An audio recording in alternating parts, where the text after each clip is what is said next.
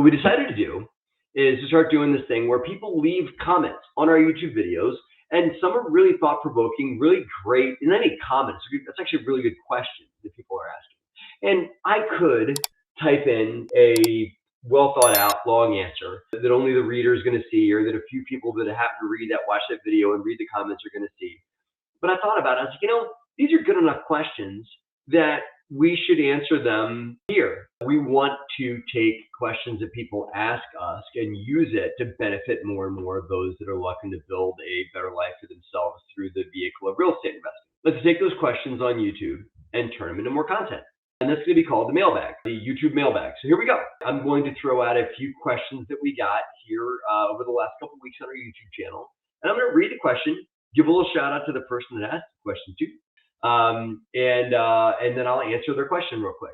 The first question comes from my man Bill Lee, and this question was on, I just bought my first rental. Should I put it into an LLC? What's the name of the video title? Bill's question was, hi Matt, so clarification on the video. Great, by the way. Oh, thank you, Bill, I appreciate you. Should I set up the LLC prior to buying my first investment property or after I actually have it? Good question.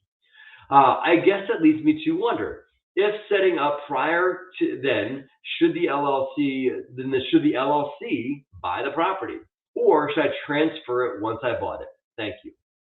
Great question, Bill. And the short I hate answering questions like this, Bill, but the answer you get from people that are a little loose, right, is, oh, well, that depends. So that's my answer, Bill. That depends. And the reason, a few things, right? First of all, Bill, if you're living in the property, 100%, hands down, you want it in your own name, right? But if you're buying a rental property and you're not going to hold it in your own personal name, and you're not going to live there, buying a rental property and you're not going to live there, you don't want to hold it in your own personal name long term. And the reason for that is because you've got a liability issue in holding a property in your personal name long term.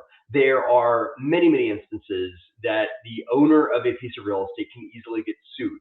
And that is through anything from like slip and falls to, somebody slips on the ice out in front of your property, or just a liability issue. And they're going to go after the owner of the largest asset, which is the real estate that the incident may or may not have happened on. I mean,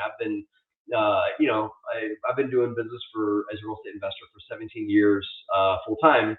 And I mean, I wish I had a nickel the number of times that we've been sued for minor issues that have happened, including slip and falls. I mean, I can't even count the number of slip and fall lawsuits we've had in that. And what makes me sleep better at night is knowing that I've got an LLC that owns the property. That is who gets sued, not Matt Faircloth personally, or Bill Lee personally, or whoever, right? So the LLC creates a barrier between you, Bill Lee, or me, Matt Faircloth, whatever, and the real estate. So there is a lawsuit that attaches itself to the entity, and the entity is something that does not hold my house, my assets, my cash, my personal, assets, right? It just has, the LLC has what it has.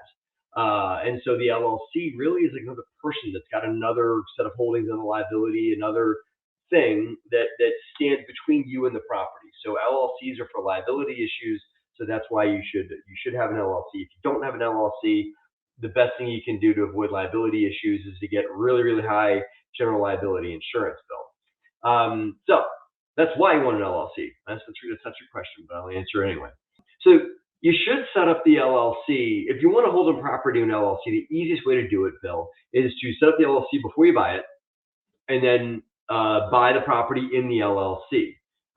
The problem you will have there, my friend, is that the getting financing through an LLC versus getting financing in your own personal name it's just more expensive. People are like, oh, it's difficult, you can't do it. That's BS. That's not true. You can get plenty of financing in LLCs. You can start an LLC on Tuesday and get a bank loan on Wednesday in the LLC's name. It does not have to be seasoned. All of these things are myths.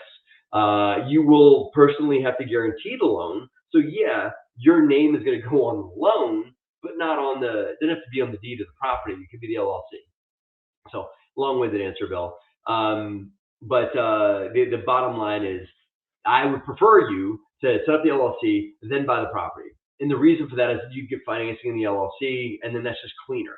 The other way to do it, and you can do it the other way, is to buy the property in your own name and probably get better financing, cheaper debt, cheaper whatever. But then you're going to have to quit claim deed, move it over to the LLC. A quit claim deed is something I've talked about again on YouTube before.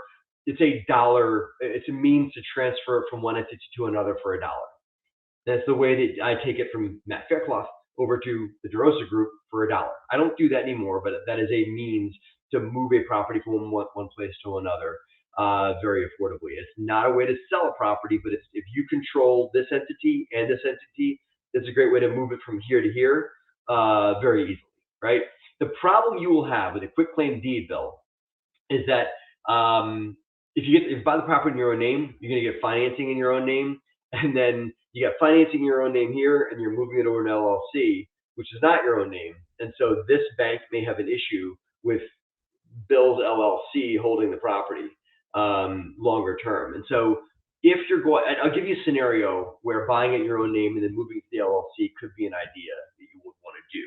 And that would be a major BRRRR, a buy, renovate, refinance, a buy, renovate, rent out, refinance, repeat method, right?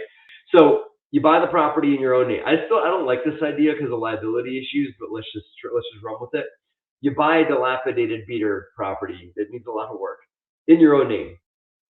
You fix it up, you do the reno and bring value in. Then once you've got the value up, you quit claim deed it for $1 over, and then you refinance it into an LLC, right, at the same time. So, and I've said this before on YouTube, when you're moving properties over to an LLC, you want to, like, at the same table, like, pull out the same pen, pull out the quit claim deed, and then refinance it right there at the same time. So you can't get called up on a due on sale clause, or the bank can't have issue with you moving it to an LLC. So you just do it all at the same time. I have done that many times, where in my name, move it to an LLC, and then refinance it into that LLC right there at the same table. And you get your bank lined up for the LLC and everything like that all at the same time. So I like that idea, Bill, is a fixer-upper that you're going to refinance anyway, and maybe make that refinance point the time that you transfer. So that's what I got, guys. That's my answer to you, Bill. And thank you for submitting an awesome question on the YouTube channel. Hey, guys, that's Mailbag. If you got questions, write them into the comment section. We love questions. We want to help you guys reach the next level. That's what I got for you today, guys. Thanks for watching, and have a great and profitable week.